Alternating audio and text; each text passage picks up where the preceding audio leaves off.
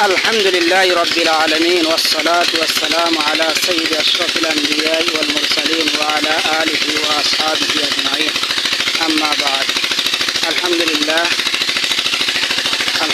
আল্লাহ তাআলার শুকর। এখনই আমাদের অত্র বাড়িতে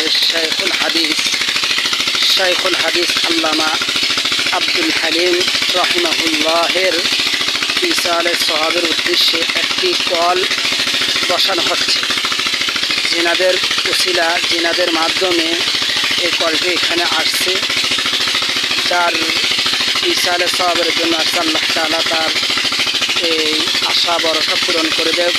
আল্লাহ তাআলা এই দানটাকে কবুল করে নেব এবং সাথে সাথে শাইখুল হাদিস আব্দুল হালিম বুখারী রহমতুল্লাহ আলাইহি যেন কবর আযাব মাফ হয়ে যায়, তিনার কবরকে জান্নাতের বাগান বানিয়ে দেয়।